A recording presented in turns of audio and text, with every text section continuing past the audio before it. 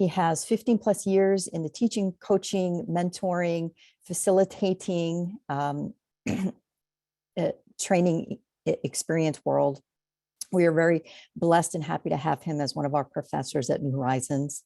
He also is a co-author, or rather, excuse me, author of Conquering the 7 C's for Face-to-Face and Online Teaching. Jay, I would assume that came from your experience going through your PhD.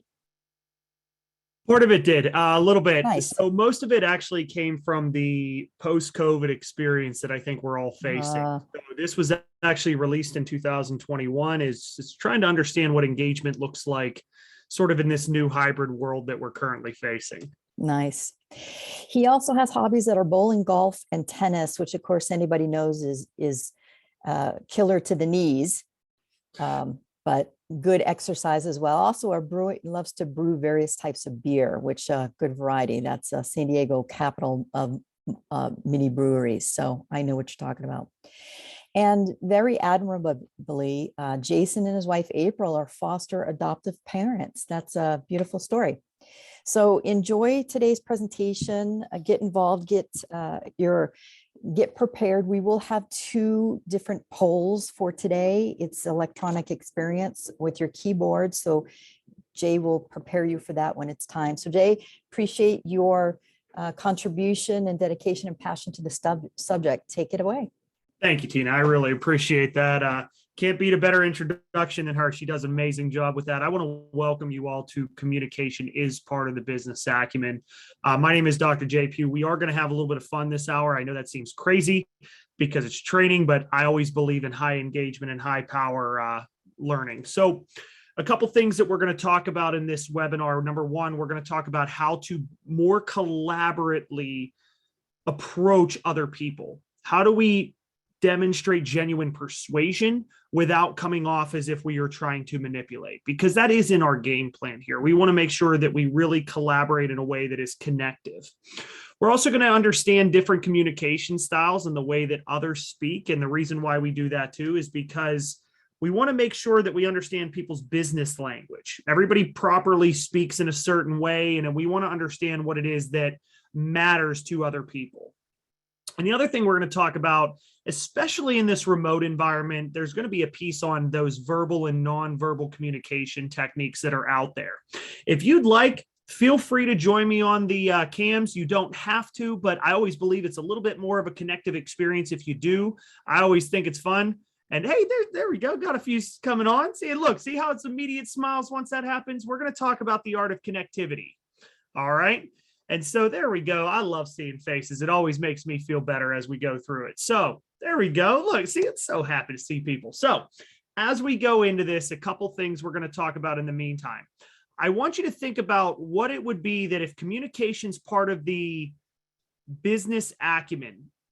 In the chat, I'd like for you to type, what's one thing that if you could be a smarter, stronger, better leader in the approach of communication, what would that be? Give everybody a moment to type that in the chat.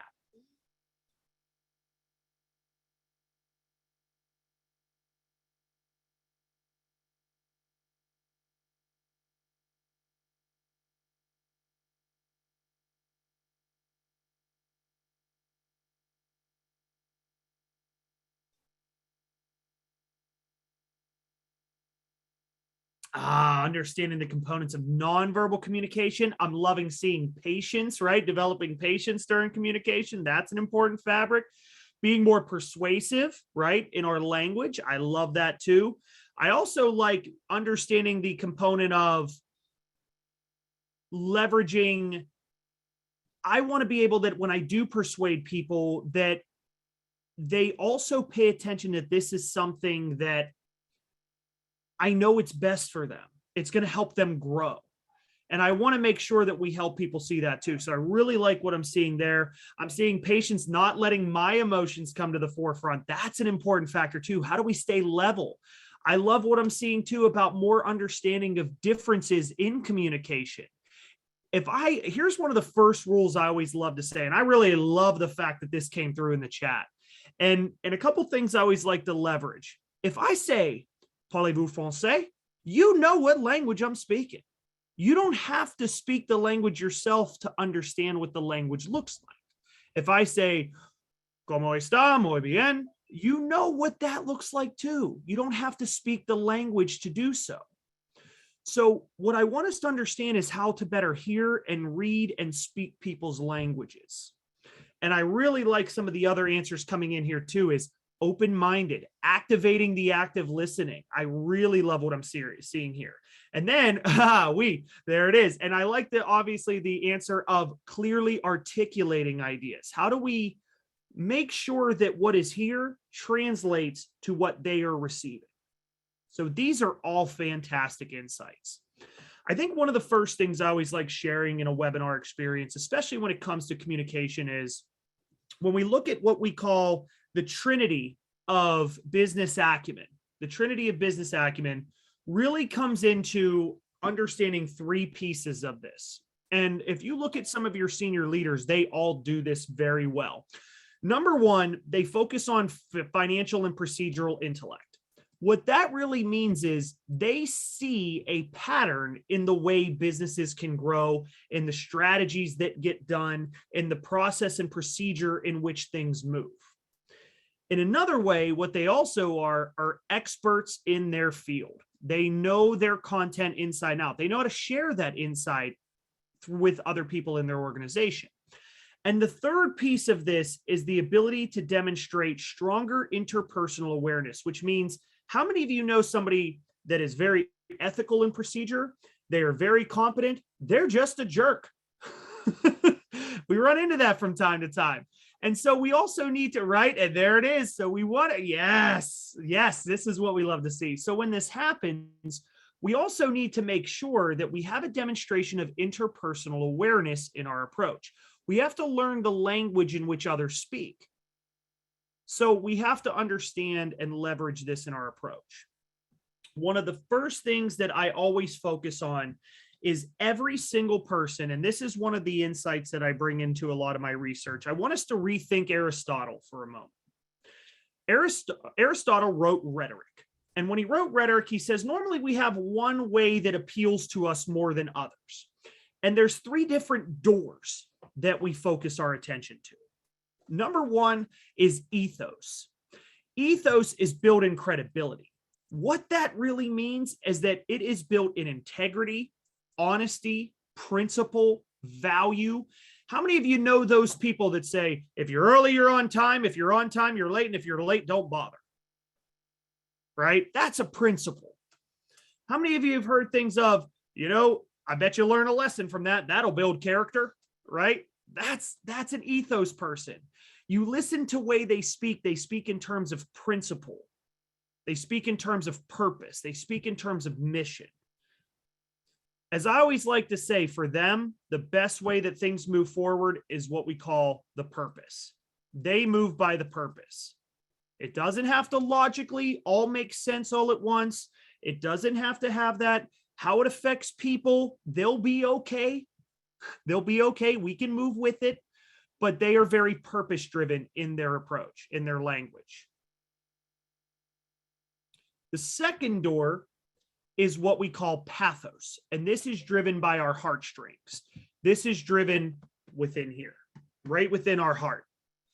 And what really matters most to people of this nature comes down to one factor and one factor only.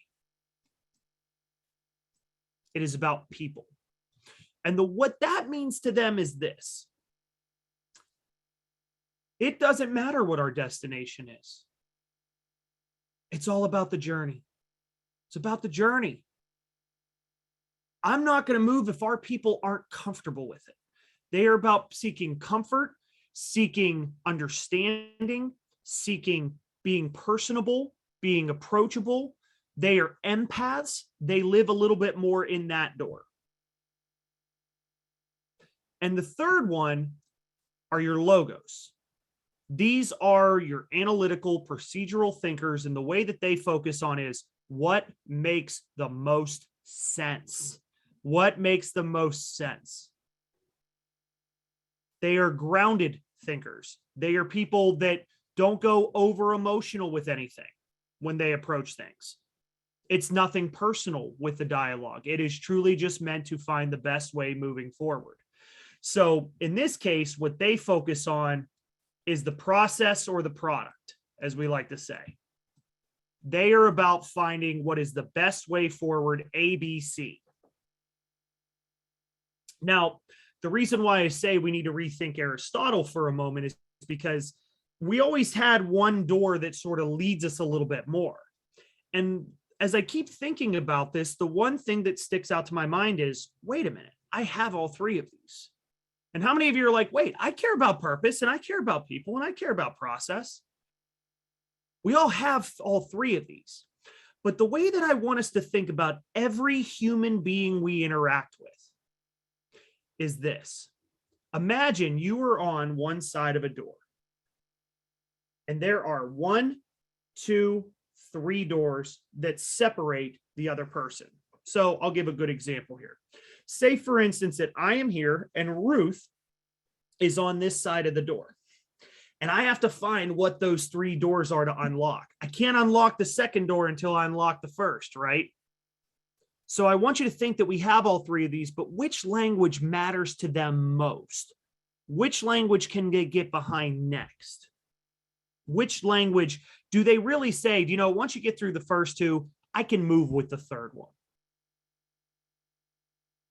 So I'll give a really good example here. When we talk about integrity, in this door here is my number 1 door. My ethos door is my number 1.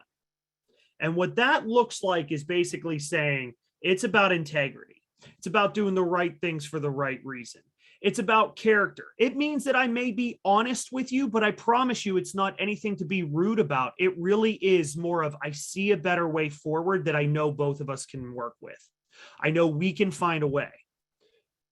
But the one thing that if you want to break my door, what that looks like is go ahead and lie to me. Go ahead and don't live up to your values. Go ahead and tell me one thing and not follow through. That there will break my doors. I live in the space of integrity. That is my primary door. So if you speak to me in terms of how we feel about things or how we have to think about things first, I'm not going to move first with you. That's not going to appeal to me. But however, I have to understand that not everybody speaks my language too. So this is my primary door. This is my first door. What we call this, and to read this a little bit better in the interpersonal awareness, what this is known as, folks, is believe language. This is known as believe language. How many people do you hear that they go, I believe that this could be the best way forward. I believe that if we do this, I believe in this. I believe that this happens. The moment you start hearing believe language, that is how you can read that their primary door is going to be ethos driven. My second door, going back to this approach, is my logos. My logos is my next door. Once I understand why something is meaningful to the greater purpose, why it helps the overall vision, I turn into Montel Jordan. Does anybody know who Montel Jordan is? Great singer in 1995, folks. Best one-hit wonder out there, in my view. You can type it in the chat. What was he known for? Let's have a little fun with this one.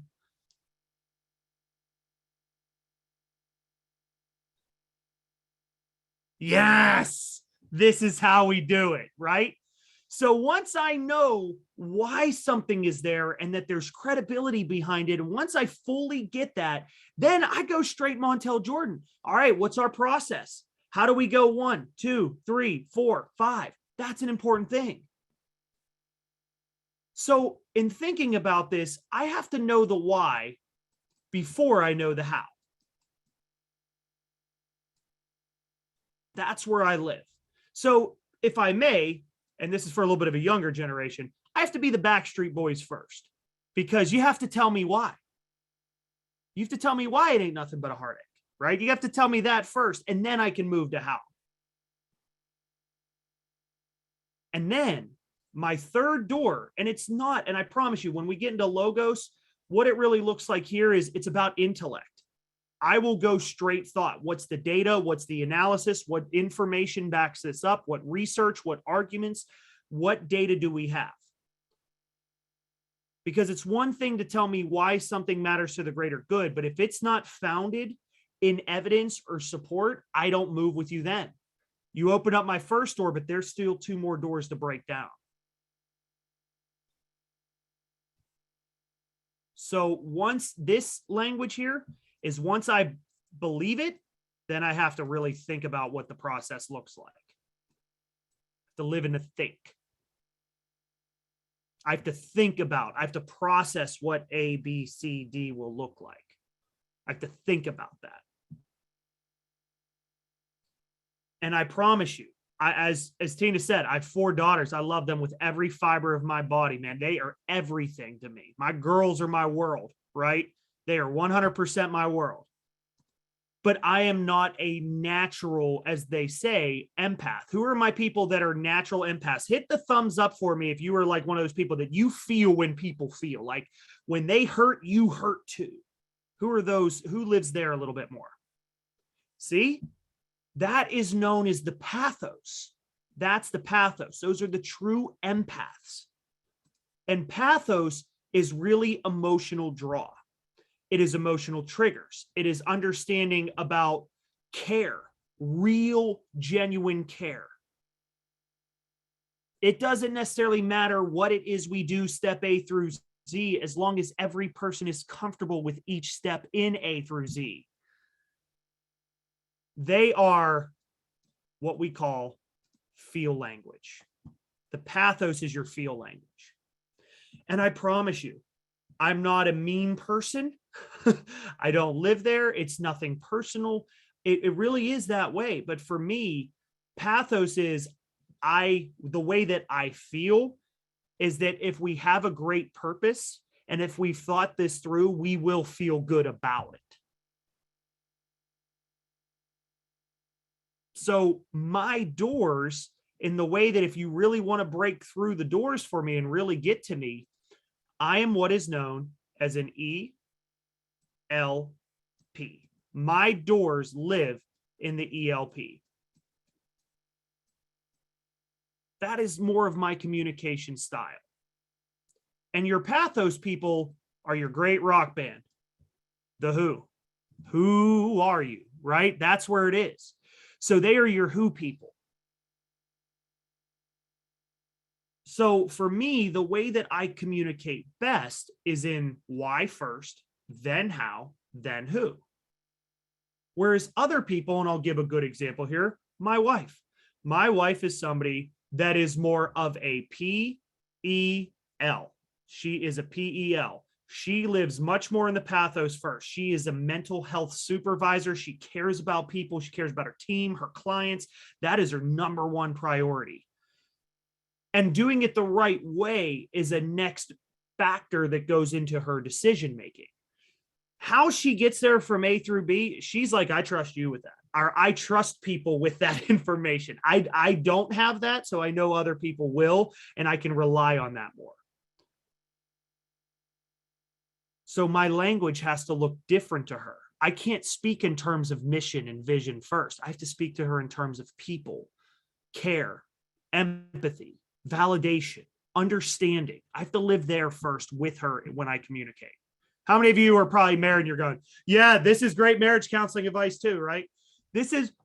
You're the people you work with or your family, folks. You spend 20% of your working life with them. Why wouldn't we want that to be the best relationships we have?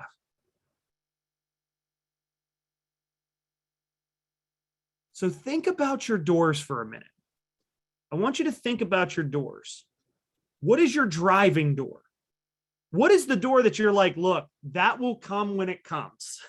That will happen last. I want you to think what your doors look like. And I'm going to send you a poll. And I want you to think about what this looks like. What do you think your doors are? If you had to think about the order in which appeal comes to you, well, then Hardy's starting to see some answers coming in. I love this. Let's see what this looks like.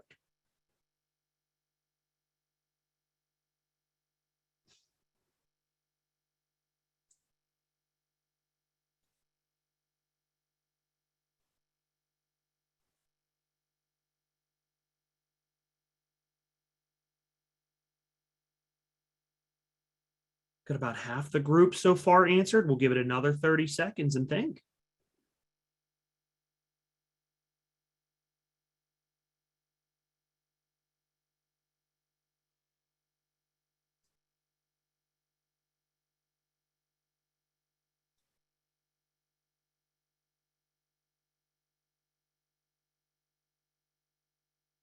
Wonderful. Got about 2/3. Let's give it another 15 seconds.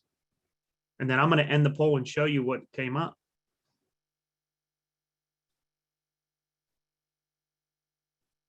And if we're not sure, that's okay too. That's why we have to understand ourselves in our communication. All right. Going once, going twice. All right. Take a look at this, folks.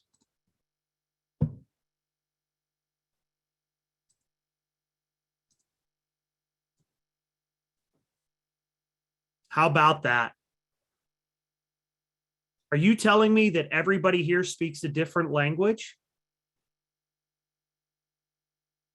No wonder. No wonder sometimes communication is difficult in the workplace. Because I'm somebody that's speaking hardcore Spanish, and then I have somebody else that's speaking straight French.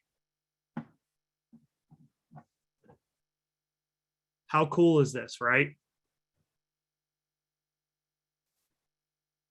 So when thinking about others' doors, maybe it is sort of taking a closer look. And we teach classes on this, just so you know. We like Extending Your Sphere of Influence is a big course that we focus our attention to here, where we really dive into this and say, well, what happens whenever you are maybe I'm in ELP, but I'm speaking to somebody that is much more LPE, that's a rarer form, to where I'm logical, but then I need to feel it. The moment that I have data, I have to feel it directly. Well, how do you communicate with that? That's what we teach in more of the streamlined, in the deeper workshops, rather. Pretty cool exercise. Throw a thumbs up or an applause if you kind of like that. Wasn't that neat?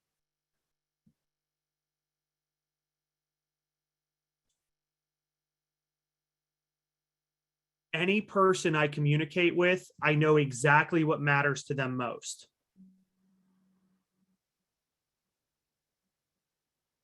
Pretty cool stuff. All right. So that's one of the things I like to teach right out the gate. Now I'm going to stop sharing this poll, and you have those there. And what we're going to get into next is understanding the verbals and nonverbals that come with this. One thing I am going to teach you about the ethos, pathos, logos before we get into the nonverbals, and I will tell you this will be a life changer. Life changer. Brace yourself. The next time somebody says, I need to talk to you. Who gets those, right? Oh, who loves those talks? We need to talk, ... Before anybody hops on, I ask this question. Hey, before we begin, what do you need from me? Do you need a solution? Do you need advice? Do you need to vent this one out? That's the first question I ask people. I ask them how they want to be listened to. Now, like I said, I don't have the pathos bone as much in my body, so I'm not going to be like, how would you like for me to listen to you? That's not my style. That's not my approach. But what I can say is, before we begin, what do you need from me? Do you need advice, which is going to tell you their ethos is coming through because they want to see the greater side of it? Do you need a quick fix or a solution, which is the logos? I need to work through ABC. Or do you need to vent this one out? Which means I'm not going to give you anything but validation and pure understanding of what it is you're feeling is truly legitimate. See how that works? I'm not going to listen to provide advice. Anybody ever listen to provide advice and they go, wow, that was a mistake and a half. I should have just listened. So I ask people how they want to be listened to before we dive in. Now, some other cues that I want to get into, and feel free at this point, we're going to talk about the art of nonverbal communication. So feel free to join me on this one as we move through. I want to explain the essence of nonverbal communication. And I'm going to give a good example here. What would happen? What would happen if I did this? What happens if I taught the next 20 to 30 minutes like this? What would happen?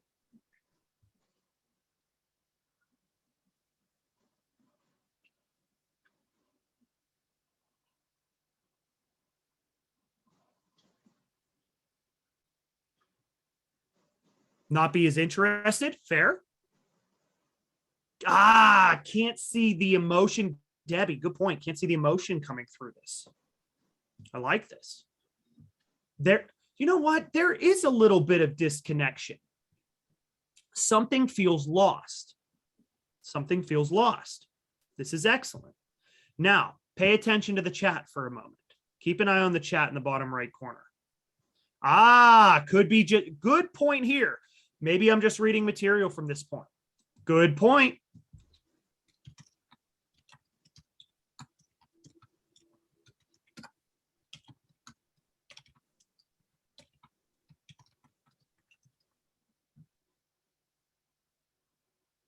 Pretty awful stuff.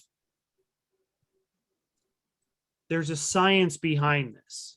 There's a science behind this. And I like that Autumn mentions less engaged. I like what Joel said too, is I don't know if you're really speaking life into this or if really you're just reading off the screen. So exactly, without the camera on. Yes, without the camera on, it's hard. That's what Joel was saying was I don't know if I can't see that if you're speaking life into this. So when we get into this, the reason why this dates back, believe it or not, 50 years ago, and it's still as prevalent as ever in the remote workforce. And number one is this is known as in silent messages, it's known as the Mehrabian rule. And this is that out of 100% of what we say to someone else, only 7% that gets received are the actual words. 7%. 38% is the vocal delivery in which it's shared. It's how we say it. And 55% is how we show it. It's how we show it. And that doesn't just mean how we show it whenever we are speaking. It's how we show it when we are receiving it too. Anybody ever misread a text before? Anybody ever guilty of that? That's because we're only getting 7%. We're only getting 7%. And our first thought goes, what do they mean by that? Or when we get an email, what do they mean by that? 7%.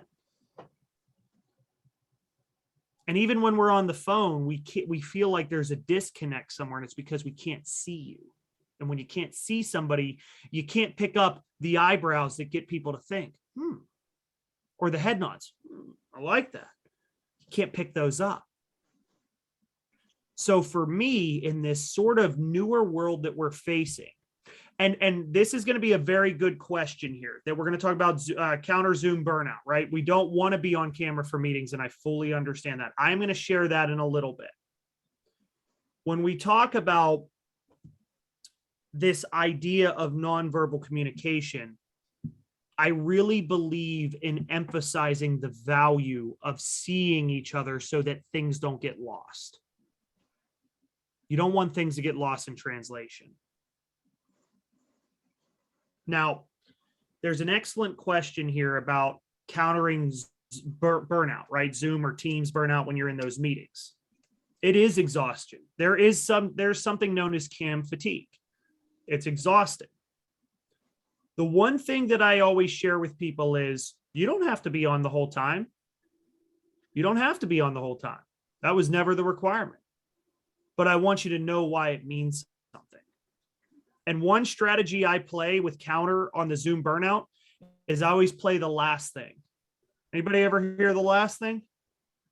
The last thing I want to do is misinterpret anything you've said. The last thing I want to do is misunderstand you. The last thing I want to do is make sure there wasn't something shared in the chat that I didn't get to see or that something was miscommunicated. That's the last thing I want. So I use a strategy called empower, don't require. I don't require anybody to be on camera, but I want to empower it. That's why whenever people hopped on camera, I was like, hey, there's Tiffany. There's a little smile there. All of a sudden, see, look, there's a smile. It's natural. You can't help but want to engage with it. So make it so that it's an empowerment tool, not that you're just going to force them to do it. That's a great question. So what are the components of the 38 or 55% we can bring out into the fold? Number one, let's talk about the 55 first. So in the 55%, the first piece of this is understanding the 5 key components. Number one is eye contact. Now I know what you're thinking. Wait, we're all remote. So where am I looking when it comes to eye contact? Where am I looking? If this was what I call asynchronous delivery, which means I'm just speaking to air and not people, I would be staring right at the camera as I deliver this. However, you're people. So I have you positioned on my screen to where you're just slightly off, and I can make this more conversational. So my eye contact is with the people on the screen. Face to face, eye contact is with you directly like this, because there's something meaningful about looking into somebody's eyes and knowing that they mean it. The second one is facial expression. Now, I am somebody, because once again, my last door is P in pathos. I am somebody, and I hate to say it, that I suffer a little bit from RBF, which is resting basic face. I have a very basic face whenever I receive information, and I have to be very conscientious of that. Whenever I'm listening to people, I'm kind of like this. And it doesn't mean that I'm disengaged. It's just, that's my thinking face. And it's a bad thinking face. I'll be honest with you. So I have to be much more intent that when I'm listening to people or whenever I'm understanding somebody, my facial expression, I will squint more. I will drop my eyebrows more. I will show more emphatic listening when that occurs. So I don't use my basic face as an excuse. That's not the case. I'm going to show you more intent in my listening. More intent. Posture. I lean in. It's one of the most subtle things you can do on camera is lean in. And Arthella, you're not allowed to move for a moment, because if you can see her for a moment, it's brilliant. Everybody see this? She's matching my body language, and I love it. See that? You're invested. See, Teresa, that smile. When you catch a smile there, it gravitates. And that's what I mean, folks. That's the nonverbals coming out that people don't even recognize or occur. So my posture is I lean in. When I ask questions, I sit back. And the reason why I sit back is because it's me opening my body to say, you have the floor. So you can position your body and make a big difference there. You can do that face-to-face or remotely. Gestures. I love me some gestures. I don't know if you can tell this. I'm a little bit of a hand talker. When I gesture, I always gesture with open hands. Unless I get excited about something, then I close them because I want to show excitement. But anytime I'm speaking to people, I want people to feel open, so I use open hands when I talk. I don't point. Now that's why if you see politicians, why they kind of have this right here, it's because they don't want to point because it makes them seem aggressive. There's a difference between confident and aggressive. So that's the strategy behind the nonverbals. So don't be afraid to gesture a little bit more. One hand, maybe two hands, soft hands, as I like to say. That's a good approach. And the last one is what we call proxemics, or physical contact. In the workplace, a handshake goes a long way. A high five. Now, I know what you're thinking. Whoa, there's no touching. This is post-COVID, right? I get it. The idea behind this, though, is that physical contact did make a big difference in this case. Now, physical contact could also, proxemics could be an air high five, pop. Could be that, because it is proxemics. You're creating proximity to it. It could be how close or how far away you are from the camera. Anybody notice that I'm not sitting all the way down here and I'm losing all my camera space here? My positioning on camera makes a difference in the nonverbal communication.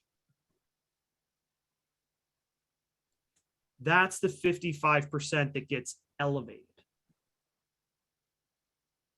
Now, the 33 or the 38% rather, that's in 5 more things. Number 1 is your tone. Tone is your inflection. How many of you, throw a thumbs up if you've enjoyed the content so far today? Pretty good stuff, pretty cool things so far learned.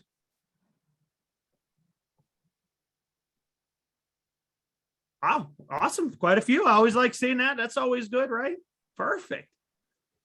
The reason why I bring this up is because if the content's good, then all of a sudden what happens is this.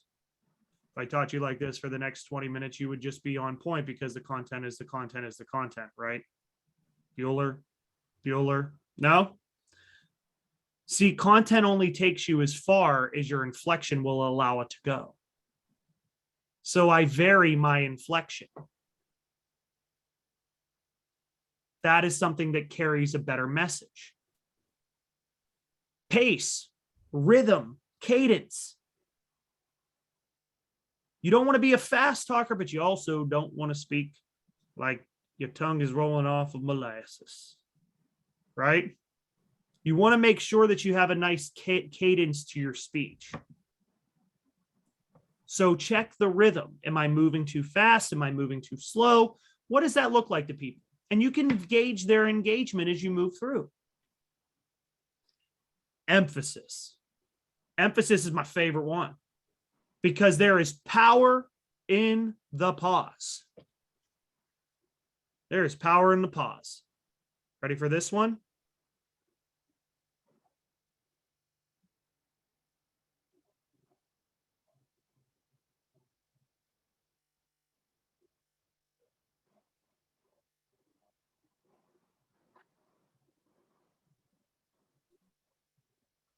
That was 15 seconds. How many of you were wildly uncomfortable for those 15 seconds?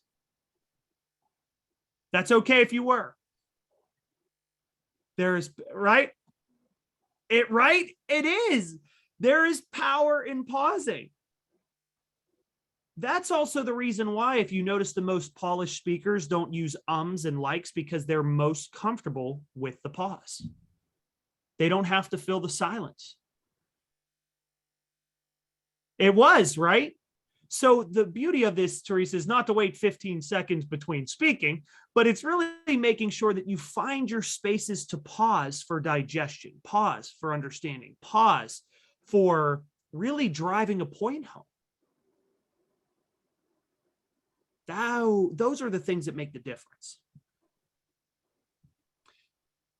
Right. And you're very right about that. And I really think it's important to where when we feel weird with pauses, that has to be within our own self to really create our space for emphasis. We have to be willing to create our space for emphasis. So that's a really brilliant point there. The other component that goes into this is volume. Now, I don't know if anybody could catch this. I'm a pretty loud guy, pretty loud. But whenever I drive a point home, I always soften my register. I always drop my register. So I drop my tone and I drop my volume and I soften it up. Anybody catch that right there? So if you're naturally loud, if you're naturally a loud person, bring it back. And if you're a little bit more quiet, bring out the line a little bit more. That adjusts your volume. And the last piece of this is clarity. Whenever I speak, I never mean a word that doesn't exist. I mean the exact words that I want to share. This will help me amplify that 7%. I never say I'm mad about something if I'm truly disturbed, or if I'm uncomfortable, or if I'm hesitant. I find the right words to amplify so that I can connect that 38% to the 7%. find the right word that is going to capture the emotion you're bringing to the table. So here's what we're going to do. And I want you in the chat to do the following, please. I want you to think about what is one of the 38% that you're like, man, I got to bring this a little bit more to the fold. And what is one of the 55% that you feel the same way about, that we might have to bring out a little bit more, that we might want to apply more in our approaches?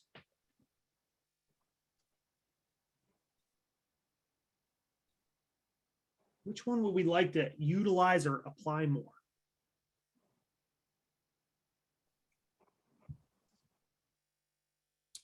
Look at this. Emphasis and eye contact, pace and posture, clarity and eye contact, tone and facial expression, clarity and eye contact. Volume and posture. I like this. Pace and eye contact. Look, we have a whole different ball game here. Tone and facial expression. Preach, Les. That one is, that's where I live a little bit. Clarity and eye contact. Emphasis and eye contact. Clarity and gestures. Clarity and gestures. Ruth and Autumn, love this. These are things, folks, that allow you. Now, we teach each of these strategies once again in another class that we teach this on the nonverbal communication, on strategies you can leverage with this. But it's good to know what it is that we do want to work on, right? Emphasis and posture. So this helps us to understand what our approaches are. And we have a lot of different courses that focus on this. The biggest thing that I want to emphasize is we have been doing this for about 20 years. We've been doing virtual trainings before it was cool, as I like to say.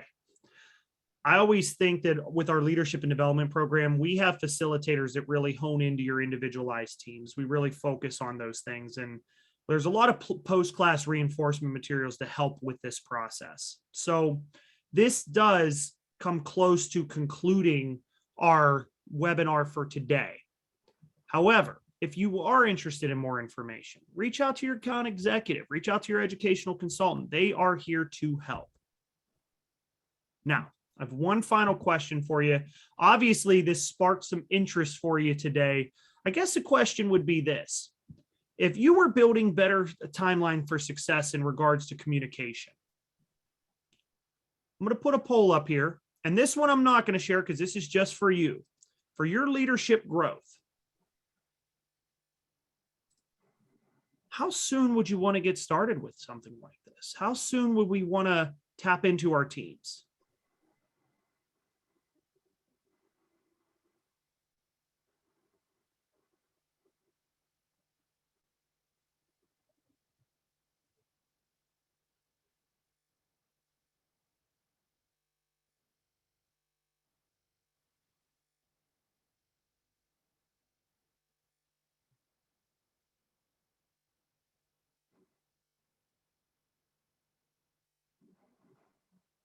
And no worries, no worries. If we're not approved to make that call, I completely understand that can be a not actually sure. That's okay too.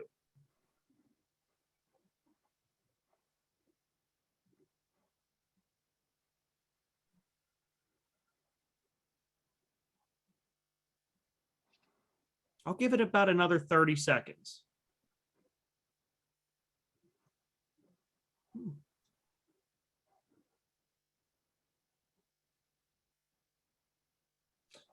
I agree, Arthella. That's what, and as Tina said, I have a true passion for this. I really believe that where we are in today's workforce needs a new shift. And so that's as our director of our program, that's something that really matters to me and matters to my team as well. So really glad that you brought that up. And I appreciate, and honestly, there are more tidbits in the book as far as that goes. There's even more sort of self-reflective things in there. But other than that, folks, I really want to see what other questions we have. I want to spend the last 10 minutes asking any questions or any things that we have. I'm going to let Tina monitor that chat, and she's going to go for it, and we're going to see what questions come out into play here.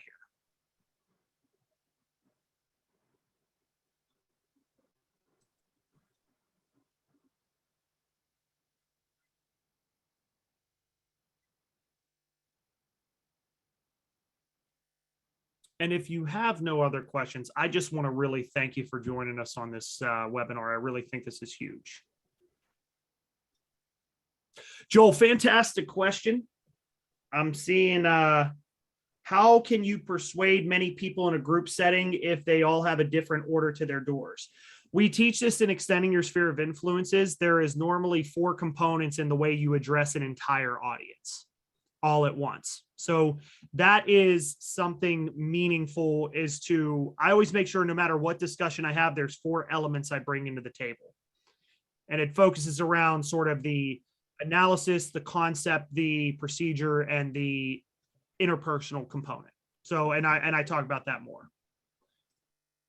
Yeah, so I always say, Debbie, this is a great question too about, are there any ideas on engaging shy people in Zooms? I always create an opportunity that one thing that I focus on is really making sure that they feel empowered to speak up. So if that means we need to do a breakout or a fishbowl to get them to speak in front of smaller groups of people first, you can leverage that as an opportunity. The other thing is speak to them before the meeting. And then when you bring them in positively. So I'll give an example. I would say, you know, Debbie, you brought up a really good point. When you and I were talking, I really love what you said about X. And I was hoping you might be able to elaborate further, because I don't want to put words in your mouth. And then all of a sudden they will start to feel more empowered to speak up. Tina can absolutely answer this question. When will the recorded version be available? And how do you get others to see your point of view? Arthella, we really talk about that in that extending your sphere of influence course. We really dive into that on how do you leverage the ethos, pathos, and logos? How do we leverage that a little bit more? Tina, if you want to hop on and share about ways to connect, that sounds perfect. Yeah, I put a phone number in the chat box. It's 1-800-PC-LEARN or 1-800-725-3276. And it's going to ask you a question of your zip code. And that's just how we work territories. So the recording of today's webinar, I'm going to let the technology do what it needs to do. So I'm going to say by tomorrow, I'm going to have that up on our website under archived under webinars. But all of those who attended today, will make sure you get that link in another communication email in case you want to reference it. Wonderful. Appreciate that, Tina. Do you see why she's the best in the biz? This is what she does. She's excellent. And I'm seeing a couple other things. How to communicate with an overbearing, controlling team member. John, that is also in our extending your sphere of influences. How do we work through resistance? How do we make sure we don't lose our own patience and control while still being able to drive ideas forward and gaining consensus? Working with resistance is a big point of that. So we cover that. Those are deeper strategies, I would say. We bring in a SPAR technique, winning a life strategy, the 6 steps to constructive dialogue, leveraging inquiry, mirroring. There's a few different strategies there. Jay, will you do me a favor? Will you talk a little bit about your facilitation engagement with the class when you deliver, not addressing the word class or course, but how do you engage the group within when you deliver these events, your facilitation style? Yeah, very great question here, Tina. I think our approach is that this isn't training. This isn't training. Even with a group such as this, we really believe in taking a workshop style approach. We really believe our philosophy, and we really own this, is engage the group, connect to the individual, which means that it's important to engage the group all at once, but we want to make sure we're connecting to each individual in the sessions. We do some breakouts, we do some fish bowls, we do round robins, we do metacognitive questioning. We really focus on getting to know what makes your team members tick. So it won't feel like more of a training, it will feel more like a workshop in that approach. It is truly a collaborative, innovative approach.